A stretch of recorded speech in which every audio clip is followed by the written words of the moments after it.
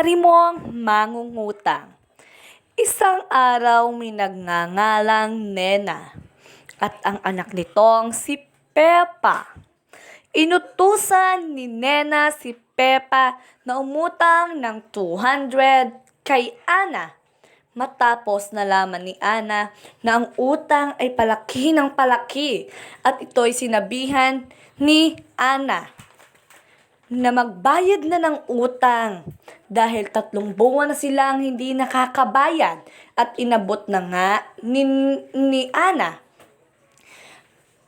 Dire-diretso naman ang kanyang anak at yung sinabi ni Ana ay sinabi ni Pepa sa kanyang nanay. Matapos ito, sumugod na galit si Ana at tinanong na nasa na ba ang nanay mo?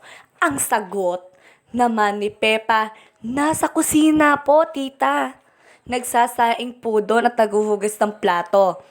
Tapos, sabi naman ni Ana, puntahan ang kanyang nanay. Tinawag naman ni Pepa ang kanyang nanay. At agad naman itong dali-dali sa paglalakad at takot na takot.